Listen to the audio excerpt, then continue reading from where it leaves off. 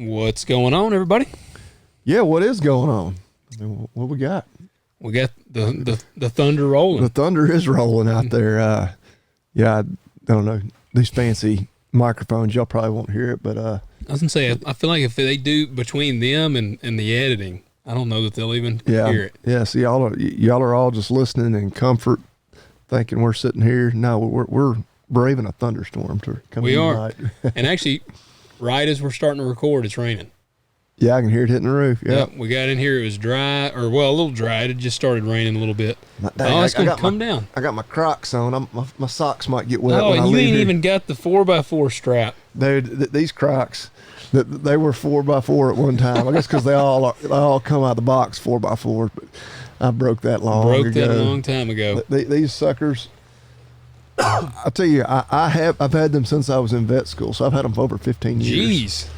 I didn't even know that they were really around. Well, I mean, you look, they used to be camouflage. Now they're just like olive drab. Like the camo is so faded. I can't say I didn't know they hadn't been around that long because I don't know when the movie Idiocracy came out. Have you seen that yet? Yeah. You know, that's the shoe they wear. I don't remember that detail of the movie, but yeah.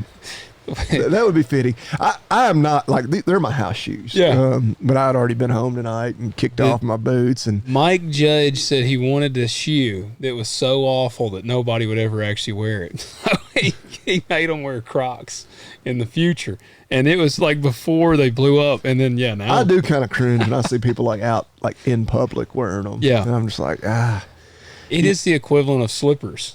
You know, during the summer maybe they're not that different than flip-flops. Yeah. Really. Like if I'm just running to the grocery store, maybe. But all right. This might be the first time that I've ever kind of stood up for Crocs. But if I had to see a grown man come walking in flip-flops or Crocs, I'd rather see him wearing Crocs. There's not many things I hate worse in this world than seeing a grown man's feet.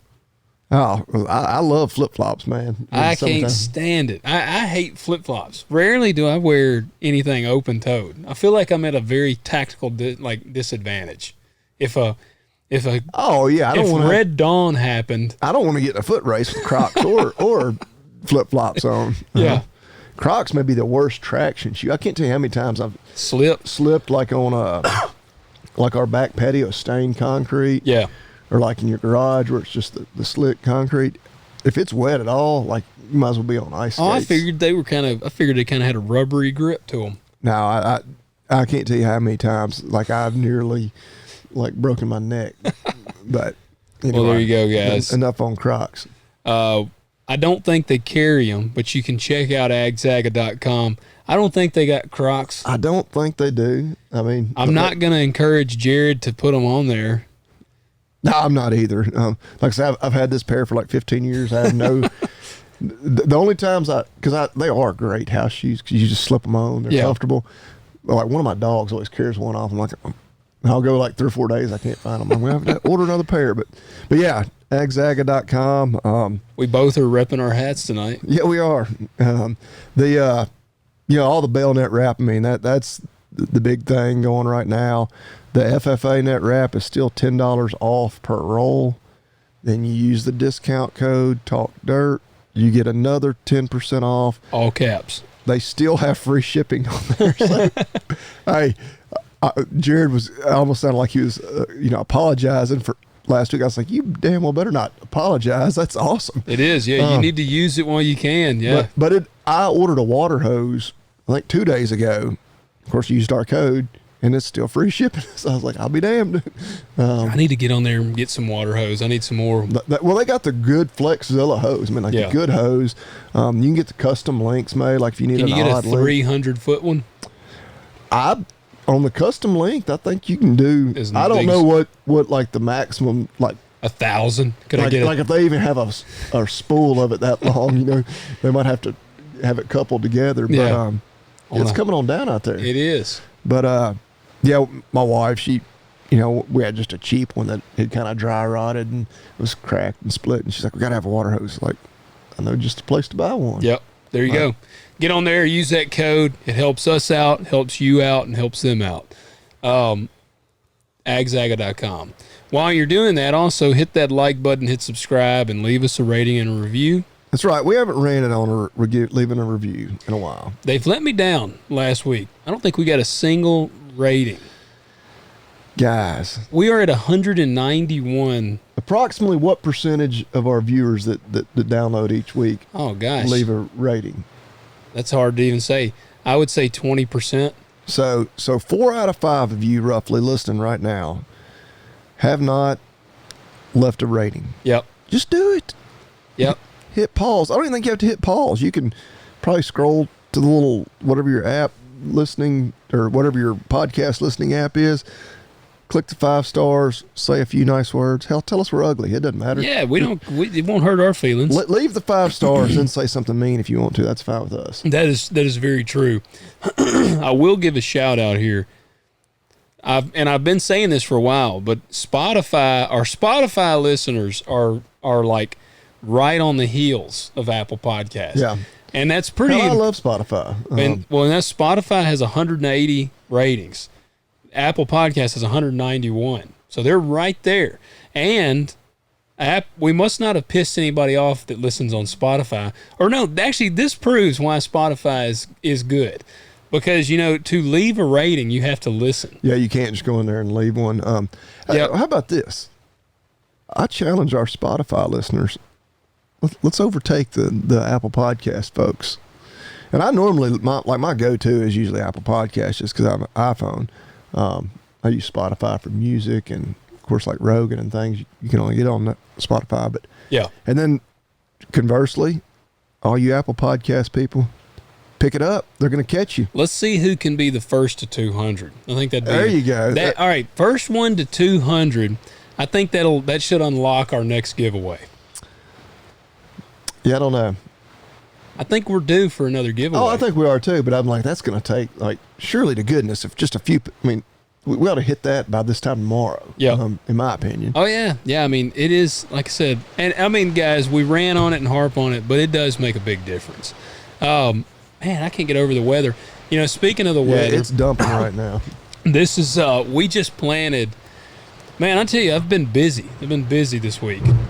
Man. Now, they might hear that thunder. I was about to say, that thunder, I can feel that. It's I can too. The table I can here. feel it all up in my balls, Feel it in your loins. That's what I was thinking of. That is like the best. We'll have to play that on here one time. But this whole week I've been at the farm store every day. So we got in our fruit trees, and that's what my YouTube watchers, you'll get your video tomorrow. Still one this week, but we got in all of our peach trees, plum, and pawpaw trees. You ever heard of a pawpaw tree? I've heard you talk about them, but I don't know. What kind of fruit do they bear? It's like a papaya or something. I've never had one, but all right. They looked pretty cool. And Tennessee Nursery, I'll give them a shout out. That's who I ordered all my trees from for this first go round. These are all standards. But I tell you what happened. Dad and them had this gas-powered auger out here. Yeah. And I was like, all right, we got to plant 40. It was like 40-something trees. So I said, I'm going to use this auger, and then I'll just take a post hole digger, and I'll have to widen it out a little bit. Because they were bare root, so it didn't have to be huge as if I was planting the pot, but it still was about a 12-inch diameter hole. Yeah. And about 12 inches deep. Well, I got out there, man, this raggedy auger, I tried to get it to go. I'd have to choke it, and then as it was about to go dead, I'd hit it up to run, and then it would run for a little bit, and then it would start going dead, and I'd have to choke it, and then run. I had to keep flipping the lever back and forth. So I did one hole with that thing, and then we just manually dug all 40 holes with the post hole digger. And Marcy, she did. I would not let her do many because I was like, nah, come on, I'm the dude. I got to do it. So I ended up digging probably out of 40. It was like 42 trees or something. I dug probably 36 or so of them. Yeah. And man, I'm gonna tell you what. I sore as hell after that. There you go. My traps, my upper back, even. I told Marcy, I said, I ought to do this. I need to just go dig a hole and fill it in and dig a hole. I said, I feel like I could crush a man's hand because my the muscle here in my hands are sore. Yeah. And my forearms. Actually, yeah. It's a hell of a workout doing, especially 40 trees. So we planted them, and we've actually ordered about 30 more, but apple trees and stuff like that that's coming. But I went to Arbor Freight and bought a China-made auger that I'm going to try out. I was like, man, I ain't feeling spry enough to do this again. So just want a little two-stroke, you know. Yeah, and I want to get. They got a 12-inch auger I want to get, and that would pretty much knock it out. But it's kind of dangerous. See what I found, because I've used that little handheld one. I think it came with like a 6-inch auger. 6 and 8. And maybe it was. I remember we bought a smaller auger because it was so hard to dig with that big auger. Yeah. And we would I'd even like dig like a pilot hole and then swap the augers out and dig a bigger one. 'Cause that thing, like, especially if you're in hard ground, because of course it's spinning. I mean, you see the videos on the internet all the time where somebody lets go of it and it's just sitting there. Oh yeah. Just the handle and the motor is just spinning. Yeah. You know, at 100 miles an hour. Like, you can't do nothing with it. You almost just got to wait on it to run out of fuel. Yeah. You like break your hand trying to grab a hold of it. That thing will. That's what I told Dad. He's like, "Oh yeah, you can use that. It's quick and easy." I was like, I don't know. Part of me, like, you run that thing long enough, you're like, I'd almost rather just dig them by hand. Oh, it beats you to death. It beats the hell out of you. Or you need one just on 3-point hitch. I mean, that's the way to go. Oh yeah, I do. And this one, I was actually watching a YouTube video and a review on it, because it's Arbor Freight again. Like, you know, Arbor Freight has some stuff that like turns out to be all right, and then some stuff is total China-made crap. I think it's all junk. It's just some things you can get by with having junk, and some things you can't. Yeah. Well, this video I was watching, the dude, he was an older guy, and he was demoing it, and now he was just running the 6-inch auger, so he was doing all right with it. But one of the first comments was a woman, and she said, "I want to post this on here for any women that are thinking about getting this, especially if you're a smaller frame woman. Don't." She said, "I am currently en route to the ER because I'm pretty sure I just broke my arm using this thing." Yeah, I can see where it would do that. Yeah. And he actually, while he was demoing it, at one point he let go of it and it was like spinning around. Oh, so, if you're digging anywhere where there's like, you might hit a root or something, oh yeah, it'll jerk the hell out of you. Man, have you ever seen the big drill that they got? I don't even know where it is out here now, but it's a massive drill, and it's actually a 2-man drill, and it's got a big bar that comes off of it. Have you seen it? I don't know that I have. Well, I don't know, it's been several years ago. It was before I had kids, but I guess I was full of piss and vinegar, and I had a big 6x6, and I was going to drill a hole in it, put a rope in it, and I was kind of making me something for working out. And I found this big, huge drill. And so I put a big, like, 1-inch bit or something in it. And I had it in the carport out here. And I didn't know it was a 2-man drill. So I was just going to try to manhandle this thing. And I started drilling, and it actually was doing all right. Well, then the thing bit, and the thing whips around, and I'm like trying to hold it. Well, I can't. And then the bar comes around and hits me in the shin, like super hard. And then before I can get out of the way, it comes back and hits me again. And I finally was like, yeah, like I had to like jump out of the way. And I mean, it wrapped the cord up. It actually unplugged itself. But I honest to God, thought I broke my shin. Like, I had a lump come up on my shin. It hurt like shit. And then I felt like a dummy because I had to like go tell Dad. Like, I was like limping this thing out there, and he's like, "What happened to you?" And I'm like, "That dang bar just whipped my shin." I was like, "I think I broke my leg." And he said, "Well, that's a 2-man drill. You ain't." So I learned a valuable lesson there. And luckily, my shin did recover, but I had a lump on it for a long time. But it hurt, man. It turned like blue. And see, you didn't have a GoPro going. I know, yeah. No, that would have been a good one. But yeah, luckily it did not break any bones. But I don't know. And that was one thing I thought. Even if I could still do an 8-inch hole, and it wouldn't take much work to widen that out to 12. So yeah. But that's where we're thinking. I ordered these next batch from Stark Brothers. Have you ever ordered from them? No. Man, they got freaking everything. everything you when can it comes think to of. trees. Yeah, trees, bushes. We got a bunch of blueberry, blackberry, apple, and maybe some nectarine. I can't remember. We ordered a bunch of stuff. I actually ordered 2 tangerine trees. They're like supposed to work in our zone, so I'm curious to try it out. Okay. So we got a lot going on there, but trees are getting rained in right now, and started a bunch of tomatoes. I got basically using the store as a greenhouse right now. I got it like set at 77 on the mini splits in there, and we planted a bunch of tomatoes and peppers, got them started inside to get them, try to see if they'll get ready to transplant in a few weeks. There you go. Yeah. I did that at one time where I was starting a lot of vegetables indoors, and I hadn't done it in a while. Yeah. Well, we're still going to buy a bunch of plants, but these are kind of some weird, like heirloom varieties. Yeah. I know you said you were going to do some heirloom tomatoes. Yeah. I want to see some of them 3-pound tomatoes. I'm like the steakhouse or something they're called. So what's been going on in your neck of the woods? Man, just we're calving. So you've been putting the new truck to the test? Yeah. New truck's been great. Went and I told my wife I went and picked up a bunch of chicks yesterday. So were they blondes? She didn't kick me out. Shoot, variety. I don't discriminate. Are you? So you're starting with chicks? Well, so we got down. I just got 3 hens right now, and we've been looking like just on Facebook one night from people that are peddling chickens. Like, we just want some laying hens. Like, I'd rather do that than like you buy baby chicks, and they only cost a couple dollars a piece and you or whatever. Deal with them. Yeah, they just like 6 months before they start laying or whatever. Yeah, and of course, everybody's trying to sell their roosters or give their roosters away. I'm like, just shoot that bastard and fry him. Yeah. Like, nobody wants your rooster. Like, when you look like on the chicken swaps or whatever on Facebook. And so finally I was like, all right, they got all the chicks at all the farm stores right now. How many did you buy? And we got 15. All right.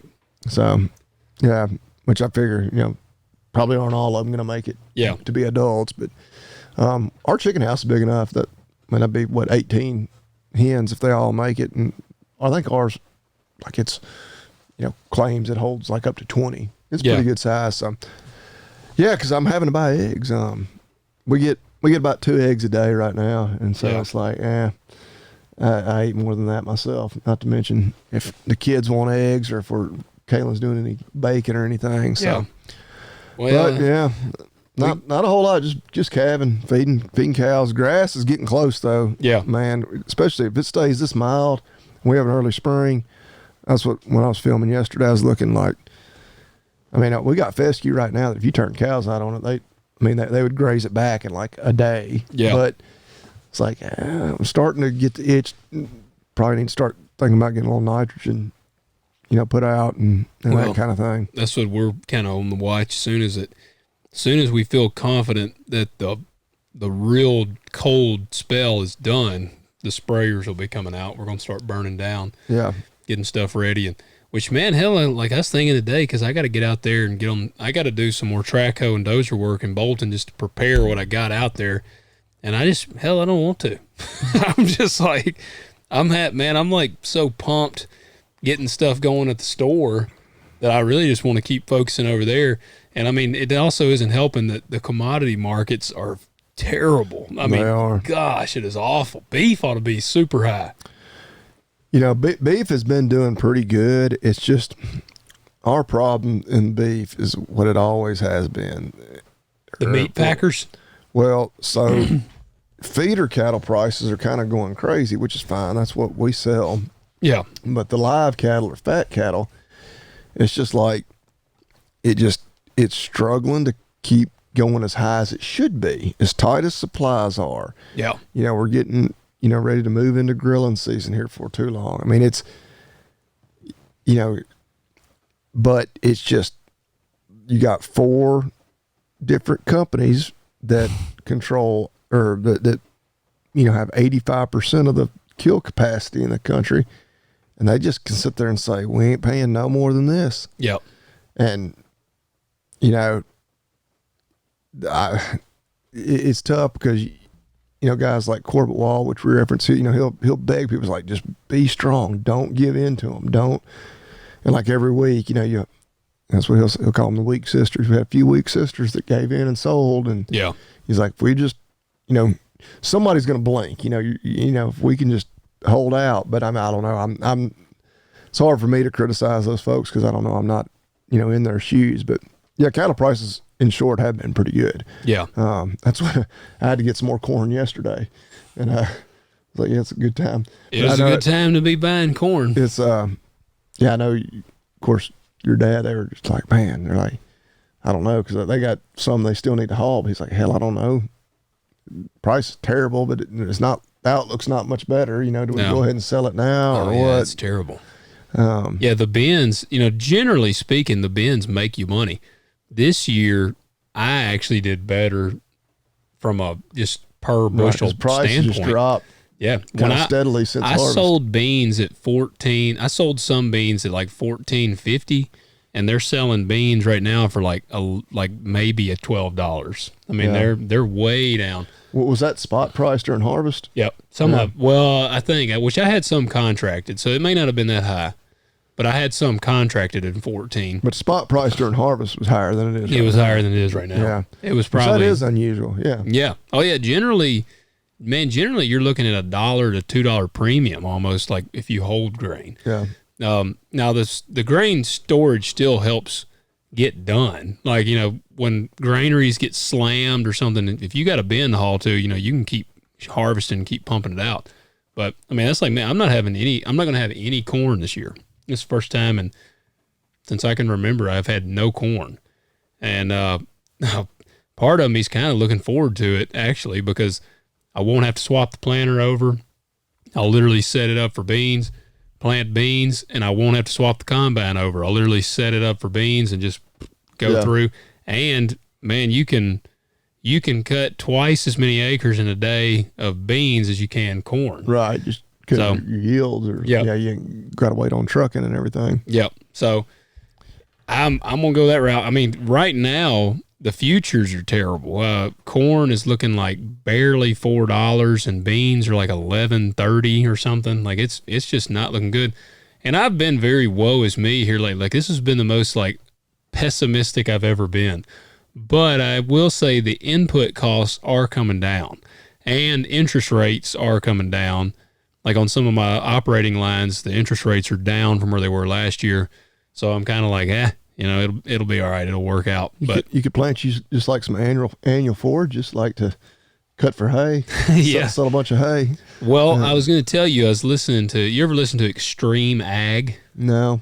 It's another podcast, and they kind of get into really pretty deep detail of some different practices, and they've got a pretty big, it was a guy on an episode I was listening to, they're big row crop guys, and they're actually converting acres to pasture ground and going to beef because they're like, the commodity market is so bad that they're going to start doing, I think they're going to start doing stockers, doing that. But man, I really believe, and I had this conversation with several people today, I kind of believe that the money side of farming, if you're not going to be a big row crop farmer, it's getting harder and harder to make any money.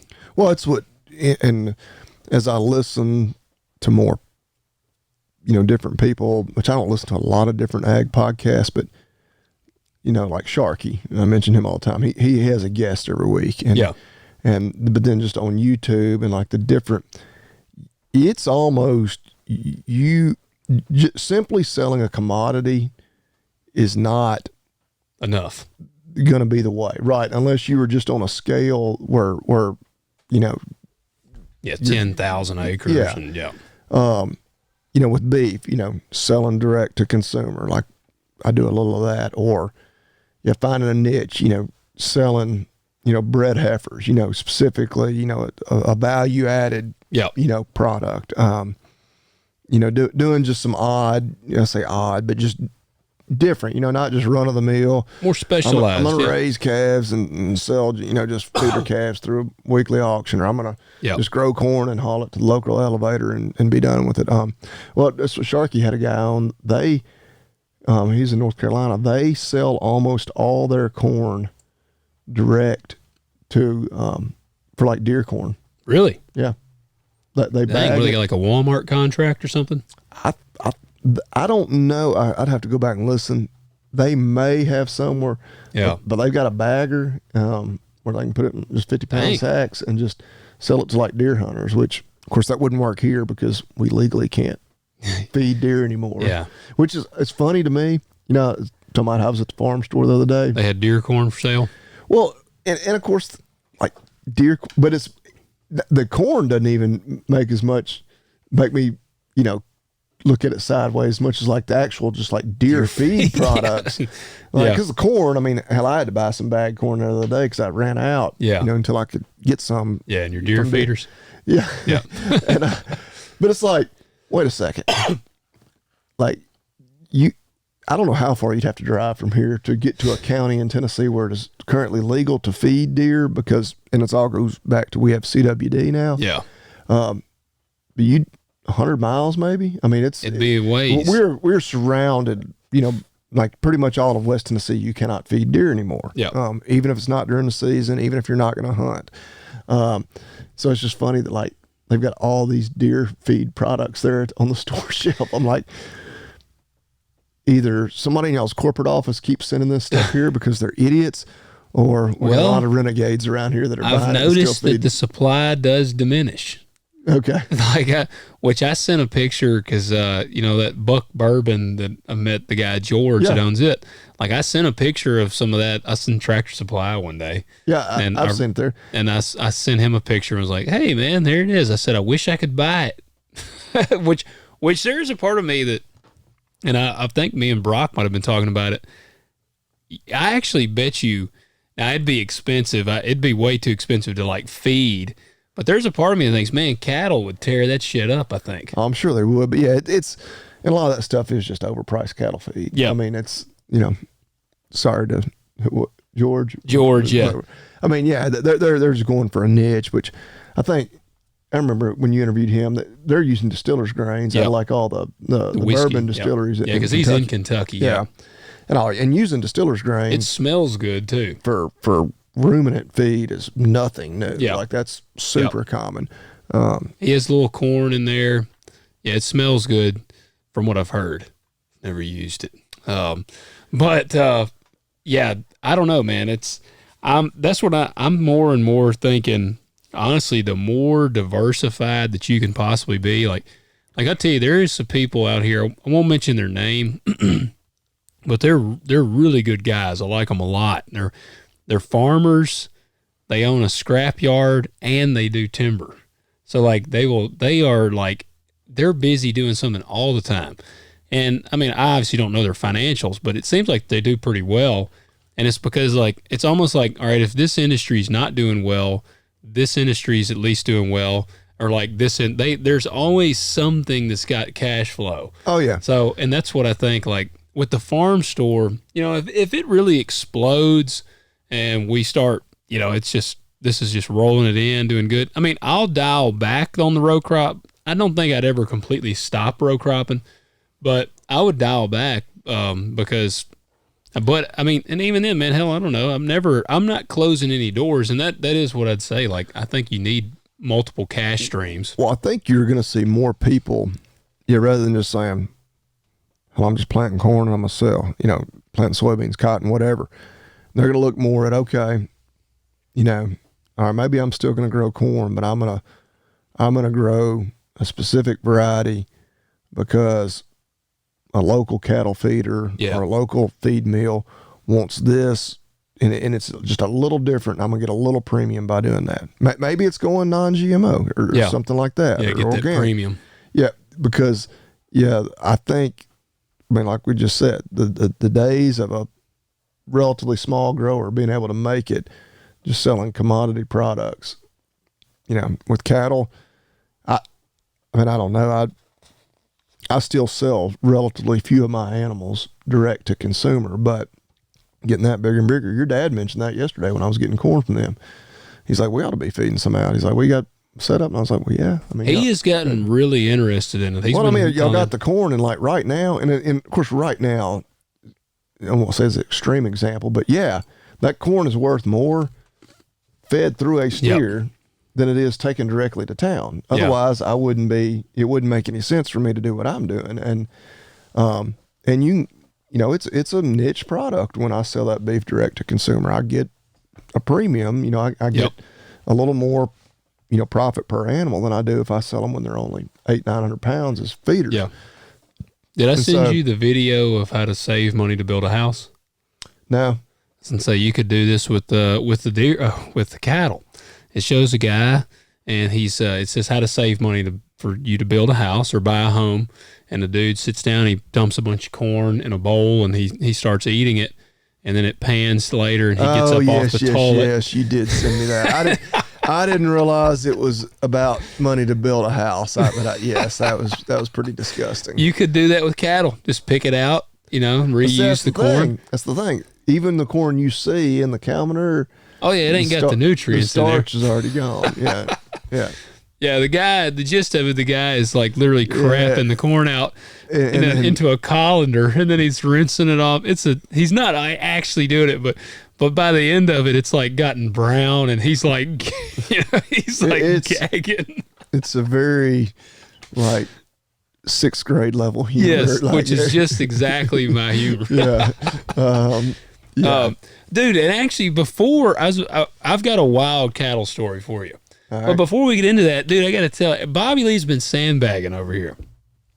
You have been watching Farmer Wants a Wife. We haven't even talked about this show. It's on like the 4th episode airs tonight. I've seen the first 2. I've done caught up, man. I done watched 3. Yeah, you're ahead of me now. Because I texted you and I was like, hey, the show started. And you said, I've already been watching it. I'm like, you sandbagging SOB.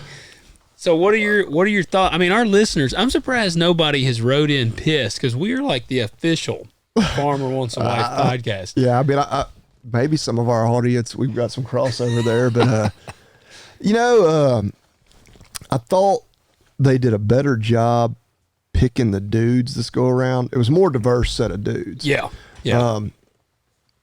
I was like, I don't know, just the country as a whole. I was like, 3 of the dudes last time were from the Southeast. Yeah. I'm like, all right, you know, and then Landon was from Oklahoma. I'm like, well, they still don't have anybody really from the West. Yeah. So I guess they got, which I don't even know all their names. Ty and yeah, okay. So Ty's the closest one to us. He's just across the river in Missouri. No, we got a dude in Tennessee. Yeah, but he's from Ty's actually be closer to us than Tennessee. Boy. Okay, well that's true because he's in Sykeston. Yeah, that is like what, an hour? Hour or 2 maybe from us. Other boy from Nashville, which his name Brandon. Nothing. I mean, I must sound like a hater. He's not a farmer, right? And that's like, look, we're not, because I'm sure a lot of our audience is people that are maybe new farmers or aspiring farmers. That's great, but right, he's not like your traditional he's a farmer. Yeah. The guy in Colorado. Is that the potato farmer? Yeah, I can't think. I don't know any of their names. He's like the most, him and the boy in Florida. Cause Nathan is the one in Florida. Yeah, he's multi-generational. Nathan's with ag gear that we see us wearing all the time. I did notice that. I've seen him on I guess Instagram where he's promoting it. But yeah, citrus and cattle. What is the guy's name in Colorado? It's going to drive me. That ain't Brandon, is it? I can picture him right now. I know it. Like I say, I'm only through episode 2. He's the smoothest, I think. Which old Ty? Well, yeah, I was about to say I hadn't watched enough. Ty seems, I don't know. And is it Nathan in Florida? He's just young. Yeah, he's only like 23. Yeah, I'm like, oh, dude, you don't even get married yet. I think his dad. Did it say his dad had died? His dad died when he was like 12, and so of course he, pointed out, he's like, I'm more mature for my age, than the average 23-year-old dude. But so I don't know. I forgot where I was going with that. But yeah, him being the multi-generational citrus farmer, and then Ty's a team roper, which I'm like, I mean, that's really cool. I think that's awesome. I love rodeo. I was watching San Antonio on TV at the house before we left. Well, we went to PBR last weekend. Yeah. Well, that, man, speaking of, we've mentioned Buckaroo Hatters before, worked out perfect. And Marcy, I went and got her a hat. I saw where they featured her on their Instagram. Yeah. It worked out when we bought this hat. It was several weeks ago, probably 4 weeks ago. And I said, and they said, man, we're 8 weeks back. And I said, dang. I said, we were hoping to have it by the rodeo. He was like, when is it? And I told him. He said, man, I don't know if we can get it by then. And he said, we're pretty backed up. Literally the day before the rodeo, they called and they were like, all right, we got her hat ready. And so we went up there and got it. And yeah, I mean, it's perfect. She loves it. But yeah, we went to the rodeo then. But I don't know, man. Ty, the cool thing with him, or what I noticed, all of his women, because Ty's like 42. Yeah. And all of his women. Which I thought they did a better job there. I was like, okay, they got a little more diverse group of guys, too. And girls, because I feel like the season 1, it was nothing but like 23-year-olds. Well, but all the guys were young, too. I mean, that's true. They were all like 25 to 30, yeah. Which is fine. I mean, that's a typical age of a dude looking for a wife, I guess. Yeah. But yeah. But Ty's women, what Marcy and I both, because she's watching it with me, what we noticed was you could tell his women were like 38. Because they were much more mature. Well, they match them before the show ever starts. Yeah. I think the women and the guys, like, I've never done online dating because I was. Thankfully you haven't had to, yeah. I was locked down before that stuff really came along, but apparently they like kind of match them up, like, and so that they're right, they're not going to have him with some 20-year-old. Yeah. Yeah, and that's what, like, one of the, it may be the last episode. The part Don't ruin it for me. Well, no, no spoiler here, but one of the chicks with him, all the, like, the younger girls, they're all like, please God, I hope he picks me for the solo date, and they're like panicked about it. Then it goes to Ty's group of chicks, and he's talking to this girl, and she's like, hey, I'm confident. You pick whoever you need to pick. You need to learn more about them. And she's like 38. And that's what Marcy and I were like, boy, you can tell the difference between like a 38. Because one of the other girls, I can't remember in whose group it was. She's like 23. And she's like, basically like, if he doesn't pick me, I'm going to kill myself. And so, we were just like, the differences. Now, in the last one you watched, trying to remember, had Reba had any outlashing against that one chick she doesn't like that's with the potato guy? No, I didn't. There wasn't any outlashing. I know Ty had one girl that like voluntarily left. Yeah. She wasn't feeling the vibe. Yeah. Okay. So Reba was the one he took on the first solo date. She's like the Native American. Native American from South Dakota. Okay. Yeah. I could tell there was probably going to be a rift there because she like asked to like take him outside, and then they were like out there, and it gets awkward as hell. She kissed him, and you could tell like the other girls were like, Yeah. Well, I won't spoil that then. Yeah, it gets really awkward. Yeah, I'm questioning like if it's early. That's one thing I would never want to do. Like, oh man, like that would be so weird. Like to be. The whole thing, it's probably why last season, out of 4 dudes, none of them are still with them. Yeah. Like only one of them, like, even turned into like a semi-serious relationship, and that one still only lasted a few months. That's true. Yeah. Like, I don't know. Well, there's still a part of me, when I start watching it, I'm like, it would be fun to get one of these people on the show just to hear how crazy it is and how awkward it would be. Man, like, we're pretty comfortable at this point. I mean, being behind the camera, we've done a lot of episodes now. We're 100 and something episodes in. But I remember back when I was, I haven't talked about it a whole lot on here, but when I was like 18 and I had my agent, I was wanting to get into the film world. And dude, it just felt, I did not do enough film to feel natural behind a camera. And it was like a big camera, and there's a bunch of people. And like the one big film I ever even worked on with Luke Perry, back in the day, it was huge cameras and all this crew, and you just don't feel natural. Yeah, so I couldn't imagine going on a date. I think it's probably one of those things you can't come natural to you until you've done it long enough. Yeah. Because it's the same way like using a GoPro filming for YouTube, like the first few, oh man, it's weird. Yeah. And I'm still weirded out, like if somebody's around. That, or like if somebody like is going to be that, like my wife is in videos with me and kids and whatnot, but like somebody that I really hasn't done it with me before. Yeah. Like That's why, like in a lot of my videos, you don't see like a lot of other people. Yeah. Like my brother, like you can tell he hates it, and so which of course we're close enough. I can make it weird for him. Yeah. Like I have fun with it. Yeah. But, I could be in yours. You could be in mine. It's not weird because we got that dynamic.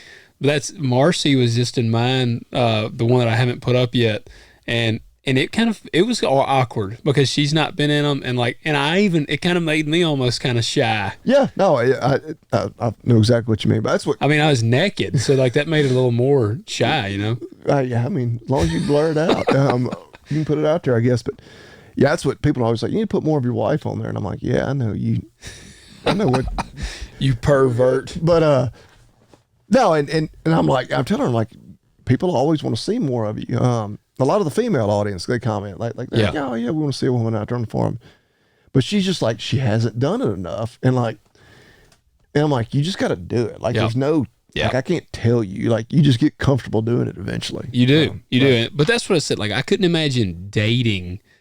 I couldn't imagine, first of all, dating like 5 women at one time while they're all living together. Well, it's a reason why it doesn't work out. Yeah. Like, I feel like, I mean, but apparently it's worked great in the other one. The Farmer Wants a Wife, I think, is the other one. You know, it's like 12 seasons in.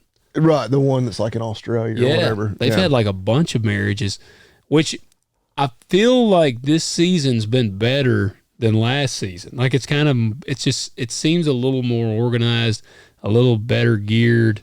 And I think the picks have been better.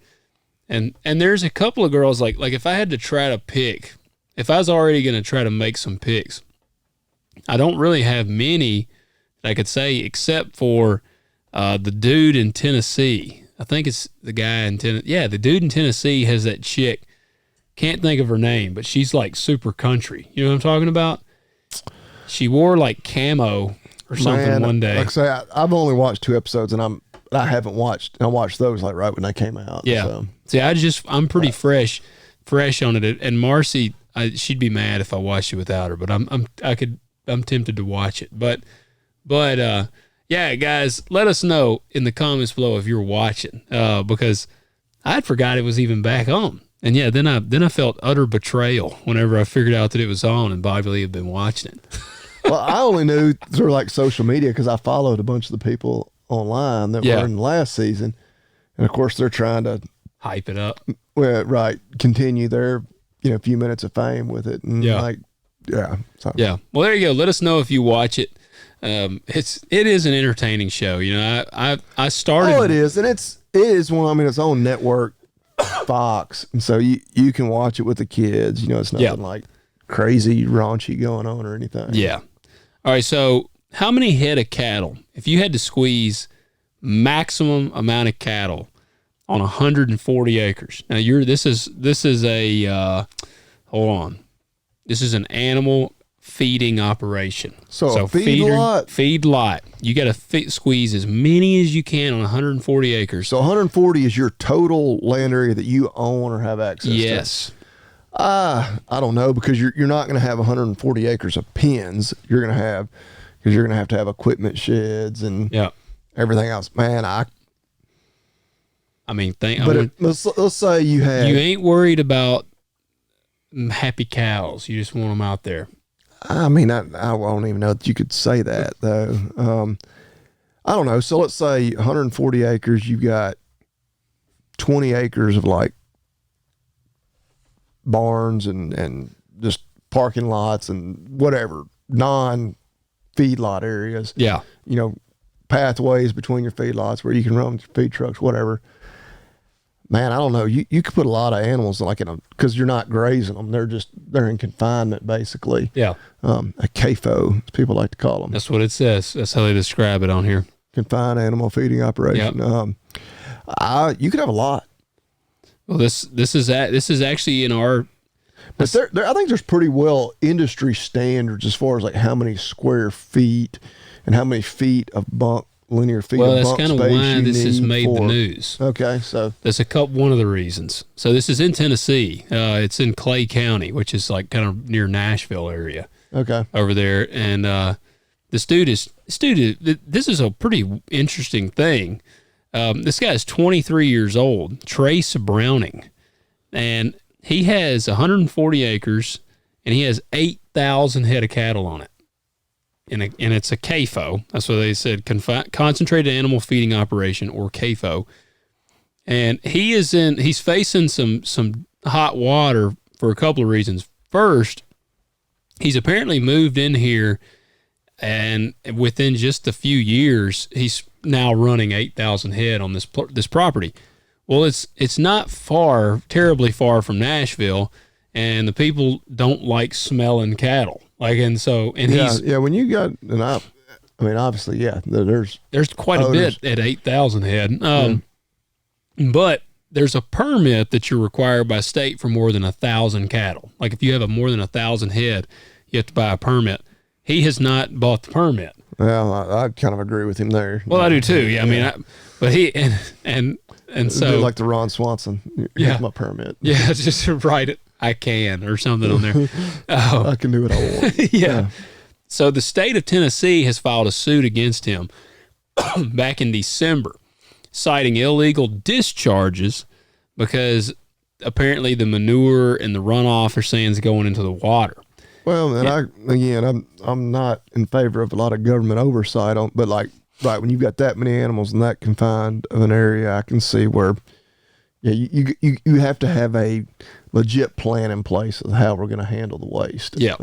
Because there's apparently like a big stream that runs through here, and I guess it's a very public stream that a lot of people use, and now it's like turned red and green, and like it's apparently a lot of the manure has run off into the water, and that's what it says, runoff causing an objectionable color change to streams. They've even put up warning signs: avoid swimming, wading, fishing in these waters.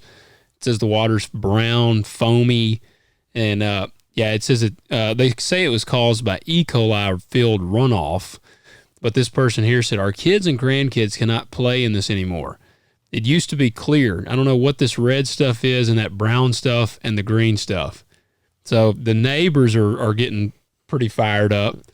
And I'm sure the PETA type would be, they gotta hate CAFOs. They're 100% against that, which, I've heard people, New York City is a CAFO. Oh, well, yeah, it really is for people. Right. And it's exactly what it is. It's you pack all these people into a tiny area, bring all this food into them. And it's exactly what any urban area is a CAFO. Yeah. Well, he's been cutting his herd size down, trying to get below that 1,000 threshold. So he was at 8,000 head. It says on the date of the interview with Fox, it said earlier this month, he is down to 1,888 head of cattle. So he's got to get down. They said he has to get down to 999 head in order to not be in opposition of this. But it's still apparently going before basically the town for some sort of vote because the people are raising so much hell about it. Yeah. So, I've read on both sides. One of them, I kind of get on the side of my anti-government side is well, if you got the land, you do whatever you want to do with the land. I think you ought to be able to do cattle on there or whatever. But on the flip side of that, that's what these people, they're like, hey, our kids can't play in the stream. It smells. We were here before this, yada, yada, yada. But on the same hand, I'm like, well, but you also enjoy the beef that comes with it. These people are eating beef, and so they want to go to restaurants. They want to go to these fast food joints. They want to go to the grocery store, and they want there to be beef there. Well, you got to have people raising the beef to have it. So it's I kind of see both sides. I'm honestly, more than anything, I'm just blown away that it says here his long-term goal remains to get a permit approved by Tennessee for up to 9,000 cattle. Said he wants to run 9,000 head. I just am blown away by it. Dude's 23 years old. That's pretty wild. How in the world would you get the funds to purchase that many dadgum head of cattle? Oh, I would bet he's borrowed it. Yeah. But how much money would it take to buy? If I said, Body League, I think I'm going to buy 8,000 head of cows. What would I spend? Oh gosh, like right now? Yeah, yeah. So if you're buying 8,000, Like, and I'm going to just do stockers. So, well, no, because that's not what he's doing. He's feeding them to finish. It sounds like. well, it said he feeds them to 800, and then he sells them. Okay, so he's kind of backgrounding. Yeah. So does it say what size he's buying them at? Well, no, it said here. Well, it says he began raising large numbers of cattle, feeding them until they reached about 800 pounds, shipping them out west. So he's probably, let's just say he's buying them at 500 pounds. Yeah. I can tell you right now. An auction, a good size, good auction, a little closer to us than to him, but good representation. Okay, so let's say he's going to buy some on the cheaper side of things. Yeah, they're like, all right, you buy 8,000, we'll cut you a deal.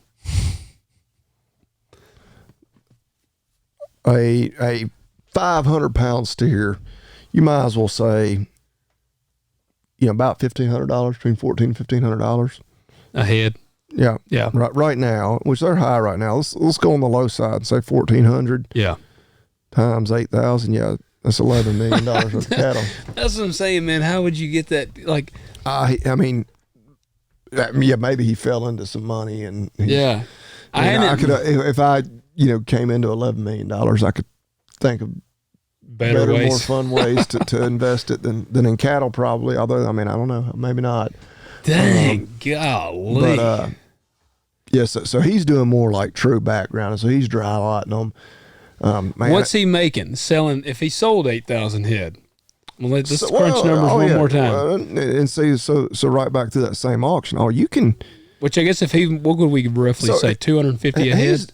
He's doing similar to what me and my brother do, except we do it all on grass. Like we buy ours and turn them out on pasture. He's dry lotting them and so he's probably got a whole lot. He's going to have a high feed bill. Oh, extremely high. So feed them out to 800 pounds. So another group, same auction, same day. All right, he's got 11.2 in them. Or, well, that's just purchasing them. Yeah, I mean, you put 300 pounds on them, they're worth another $315. $300, you might as well say. Yeah. So, yeah, I mean, that's where you get into your cost of gain. Like, what do you have to feed them? Because that's a hell of an operation. Like he's got a lot of overhead in equipment.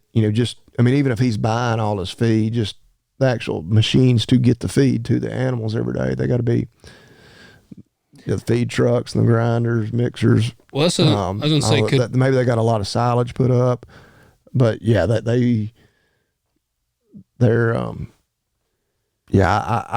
I don't know, especially as high.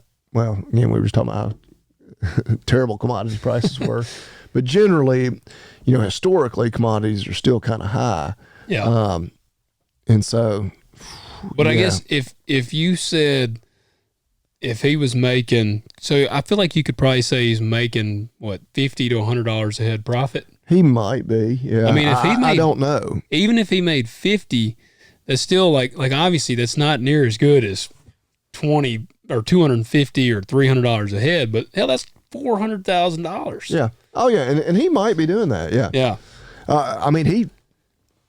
$50 a head. I mean, even in bad years, we've done that good. Now our approach is we're just dumping them out on grass. Yeah. Grass is the cheapest feed possible.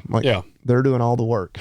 Yeah. All you got to do is be sure you got good fences, you got good forage established, maybe throw a little fertilizer on it and let them do the work. Where they're probably buying a lot of feed, or say he's got corn silage, maybe he's planting and everything. I mean, you know how expensive it is to grow corn. Yep. And all the equipment to harvest it and the crew you got to have to I don't know. I'd be really interested for somebody like that to sit down and show us the numbers. Well, I was gonna say I can't make any promises, but the dude is in Tennessee, and I might try to reach out to him. I think I found him on Facebook. Yeah, I was kind of doing my little investigating, creeping, and I found a dude. It would be kind of interesting. I could see him being reluctant to talk too much while he's got ongoing legal issues. But yeah, maybe he wants to let his voice be heard. It's pretty wild to me to think about that. 8,000 head of cattle. That is a dang buttload of cattle, man. Man, yeah, that's he's got to have a lot of help. I mean, like just a crew hired people. Yeah. Yeah, that's. I mean, I remember. I think at one time out here there was like 320 head, and that was when I was about 18. Because I just remember I'd ride through them back here sometimes, and that was about that might have been about the biggest they've ever been. So they were. Yeah, you go back even further than that, and all together they had about 300 mama cows. Yeah, but that's been 25 years ago. Yeah, over 20 years ago. So yeah, and that was a lot of cows. So like, oh yeah, man, I can't imagine freaking 8,000 head of cattle. Which is different, you know. If he's background, and so he's, you know, they're all one kind of specific age group. But yeah, that's an operation for sure. It is. I mean, I wouldn't even want 1,000 head of cattle. But I don't know. But again, I guess that shows, man, there is a lot of different ways. And it, you know, I know, like I said, your PETA folks, they'd be like, this is inhumane, whatever. And I mean, people can take with it what they will. But at the end of the day. Well, that's what I was trying to do the math on, like, how many square feet? What was it, 43,000 square feet and some change in an acre? Yeah. So let's say he's even only got them on 100 acres. That's 537 square foot a head per head. Yeah. And I mean, I don't know. I'm sure that Temple Grandin or somebody out there has got established guidelines for what is appropriate, you know, pen space per animal. I'm sure that's a little more than I expected, honestly. It's kind of more than I would have thought. And again, I don't know. I'm just doing some math here. Yeah. And like how many linear feet of bunk space you need and all that. So I don't know. I've got 9 head on feed in confinement right now. And they've got, I don't know, 2 months left or something. Oh, no. They got the very first one's April 1st is my first kill. Okay. Kill the 1st, the 8th, and the 15th. Yeah. First 3 Mondays in April. You go out there and bash them in the head with a hammer. Yeah. Just start hitting them, and I mean, Lord, takes a few hits. Yeah, you're not a real good aim. They won't hold still. No. Yeah, I don't know how much space mine have in their pen, but it's more than enough. I mean, I've that's never been a limiting factor for me. So somebody's gonna call PETA on you. Bunk space, because I've got 9 head, and I've just got. I can't remember how long those bunks are. I've got 20 plus feet of bunks, so they get to eat all they want. Yeah, I want them. I'm pumping them full of that corn. Oh yeah, man, grain finish. That's how we like them. Yeah. But yeah, I just thought that was pretty wild. Do you want to save yours for next week, or do you want to jump into it? Oh, the other topic I had. Yeah, I can go ahead and cover it because it's not a real extensive one. It's one we've hit on in the past, in different ways, and it was talking about the farm bill, and it was talking about. You know, we mentioned on here how SNAP is part of the Farm Bill. Yeah. Which is SNAP. What does SNAP stand for? Supplemental Nutrition Assistance Program. So, what we used to call food stamps. Yeah. And then the Farm Safety Net. Ain't the SNAP 75%? So, okay. For 40 years, spending on SNAP and the Farm Safety Net were roughly equivalent. This is crazy. From 62 to 2001, SNAP spending edged out the Farm Safety Net spending by just 0.2%. Really? $439.28 billion versus $438.39 billion. Wow. I mean, it couldn't have been any closer. Yeah. Like it was damn So they were near, pretty much 50-50. Yes, it was an even split for that 40 years. So over the last 20 years, which this went from 02 to 21. Yeah. Do you want to guess how much SNAP outpaced the Farm Safety Net? I mean, I always thought, I thought recently I'd heard it was like 75 to 25. they didn't do it in that kind of percentage, but I can do the quick math. I know SNAP gets a pretty good chunk of it at this point, because that's what I always try to explain to some people. Yeah, that's about right. So SNAP spending has outpaced spending on farm safety net by 242%. $1,231 billion versus $360 billion. Wow. And they say, some of that's going to be due because we had the recession in there, then we had COVID. But, what we've always been told is like, well, we got to have SNAP in there to get it passed. Right. Because, we don't have the rural votes to do it. But for the 40 years when it was nearly even, the House was controlled by Democrats for 33 of those 40 years, which you're kind of making some generalizations here, but generally Democrats representing the urban areas, Republicans representing the rural areas. And then over this last 20 years where SNAP went just bananas, Republicans controlled the House for 14 of those 20 years. Really? And so almost do better under the Democrats. Yeah. Yeah. And it's like, I think it goes to what I really believe, and that's they all suck. Yep. They're just two sides of the same coin. And and I certainly align with Republican values. I mean, I think we got a lot of worthless ass Republicans in office, and a lot of them that, that may be like their general platform they run on, but then they ain't worth a damn. And as far as actually, they've been bought standing up sold, for it. Yeah. But anyway, that I just thought, man, that is wild. And of course, this was just an article, just simply pointing out. So was it about 75 to 25? Yeah, when you do it that way, yeah, it comes out, it was like 77%. Yeah, so, see, that's where when that was my real quick math. When people are raising Cain about the farmers, they'll be like, "Hey, get mad at these freaking pieces of crap on food stamps." Well, and I, part of me, you can look at it a bunch of different ways. Like, man, it is really great that we, as a country, take care of and provide for those needy people. Yeah. Which again, then you can point out, well, yeah, but there's a lot of abuse of that system. When you have generations. Are the neediest people really getting it? Yeah. Number one. Or is it just people taking advantage of it? Right. And then the other side, on the other hand, you say, I really believe in the give a man a fish versus teach a man to fish. Yeah. And like, my Lord, like we like just giving handouts is just perpetuating the problem forever. Yeah. Especially when they realize, well, hell, we can just sit on our ass and we get housing, food, cell phone, which your cell phone wouldn't have helped you this morning, but, whatever we need. And then the politicians figure out, at least, again, the ones across the aisle from where I normally align, say, hell, we can just pass all these bills to give these people everything they want, and then point out to them that, like, hey, I'm the politician that did that. You need to keep voting for me. Yep. But then, of course, according to this, like, hell, they might need to keep voting Republican.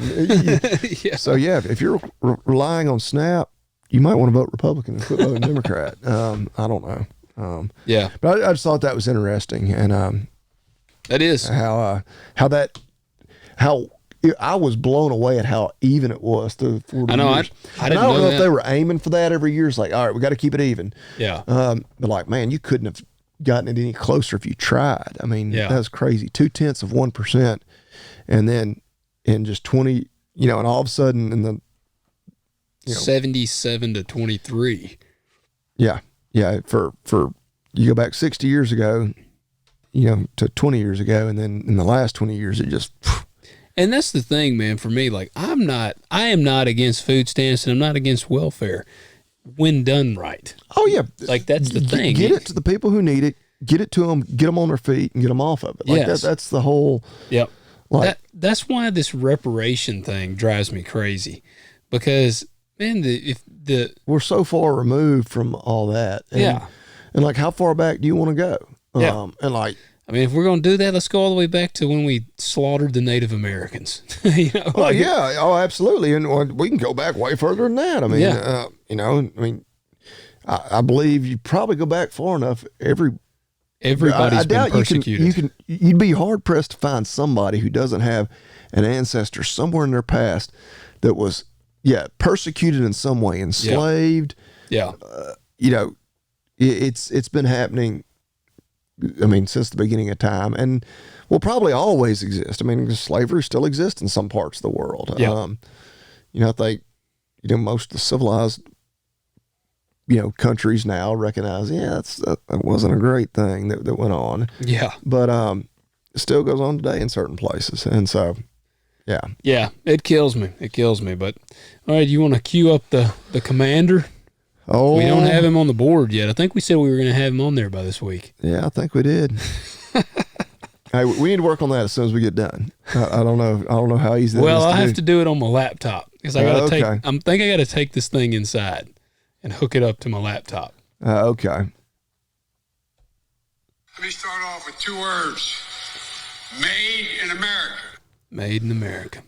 Made in the USA. You on it tonight? I have got a couple, I think, if I scroll down far enough to them. Man, we've done so many of these things. I know, isn't that awesome?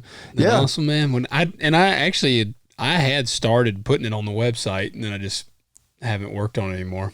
Okay. It's a long list. I was actually trying to not only put the company name, but I was trying to put the website with it too. So there's a lot of doings. Hell, we're 100 and something episodes into this show now. So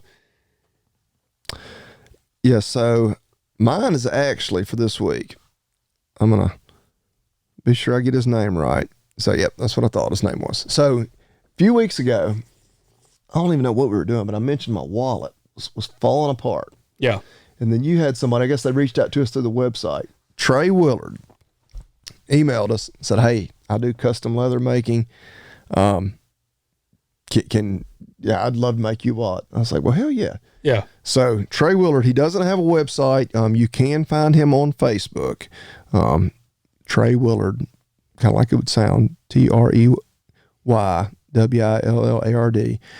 it's TW Custom Leather. Actually, I can pull my wallet out here for our YouTube audience to see. Oh man, I got slick, a tooled leather one. TW Leather Works.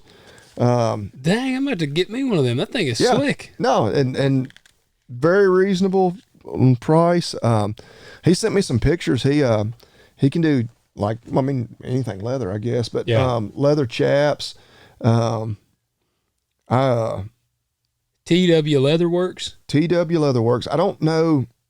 Man, you got to get a website, man. Yeah, a website or at least like a Facebook business page. But I think he just said you can reach out to him just like through his Facebook if you wanted something. Yeah, he sent me all kinds of pictures of different wallets, and then he's done chaps. Looked like maybe somebody that like bull riding chaps. It's like, well, I ain't gonna ride no bulls, but I would be interested maybe in like a pair of shinks, just for like working cattle. I was gonna say I'd like to have some for working around in on like say with the cattle when you're working them. Yeah, and so Trey Willard, right here. He's in Tennessee. Oh man, even better. But that's awesome. So you just Trey Willard, look him up on Facebook. Yeah, that wallet looks awesome, man. Yeah. And he can do just a plain leather, but he's like, do you want it tooled? And I was like, well, hell yeah. Yeah. Like, let's make it tooled. He does all sorts of, again, I would dare say he can make anything that's leather, but check him out. Awesome. One of our listeners, hey, I don't know, have we had any other listeners that we featured? I don't know. I don't think we have. Yeah. Well, who knows who all's listening out there? If you make a cool product, man, reach out to us. We'd love to check it out. And absolutely. That's even better. Not only is it American made, but it's somebody that supports our show, and then we can help by supporting you as well. Man, that's even better. Go to talkdirtpodcast.com, go to our contact page, and contact us on there. We've got a couple of questions. I know some people had emailed us some questions. We've got a couple of questions. We have not forgotten about you. Here we are. It's an hour and 10 in, so we will try to get to you maybe next week. If you have other questions, submit them on there. Again, please send them on our email. I try to get to them on Instagram or whatever, but it's just a lot easier on the email. But do leave us a comment if you're watching. let us know if you're watching Farmer Wants a Wife this season with us. And just tell us what you think of the show. If you enjoy it, if there's any topics you want us to cover. And while you're doing that, you also need to visit agzaga.com. We got our hats. Go there, agzaga.com. Check out what they got. Use that code TALKDIRT, all one word, all caps, 10% off and free shipping right now. Yeah. If you bale hay, you know you're going to need the net wrap. You know you're going to need the twine. Like, why are you waiting? Yeah. Just go on there, do it. Get the money off. If you wear underwear, they have underwear on there. Yes. Some people don't wear any underwear. Right. Some of us don't. But yeah, get the USA. If you're just looking for the best deal, you can get the plain, or right now they got the $10 off the FFA. I'm going to be colorful this year. I got the red, white, and blue. I got the blue and gold FFA. He's got the Pride one. He's ready. Yeah. We did we mention that with Jared last week? Like, I don't think we did. We need the Pride or flag. I might have asked him. I don't know. I don't think he did. Yeah. I wouldn't look for that one. Maybe for 2025. Yeah. But, yeah. They'd probably already had to have that in the works if it was going to be ready for this year. But Yep. All right, guys. Check it out. Comment below. And leave the rating and review. Who's going to win, Spotify or Apple Podcast? Get to 2. We'll figure something out. But when either of those, I feel like when they hit 200, we will do the next giveaway. Hey, when they hit 200, we can cut our hair. All right. I don't know if I want to cut my hair now. I don't know if I do either. I've kind of grown to the liking of the long hair. My wife made mention the other night, like, she's like, I just don't know if I can be intimate with you, because I'm bad about, like, when it's kind of greasy in the day, I really make it look awful. Like, and I do kind of look like Bozo. Kind of throw it out a little bit. Yeah. And yeah. Well, I don't know, man. I've kind of, at this point, like, I'm pretty much I'm like close to a ponytail. I feel like I do need to officially do it to the skullet. You do need to like do get this. it trimmed in the front and the sides, and then just let it flow in the back. Yeah, you need. Who knows? It might suddenly look fabulous once do that. It's kind of shaped up. It might. I don't know. I'm not seeing it, but maybe. I'm encouraging you, man. I'm encouraging you to do. All right, I got to talk to your mom then, because there's no way I can walk into just a random. Give me the skull. All right, don't touch the back. Have you seen the movie Cliffhanger? I want to look like the bad guy.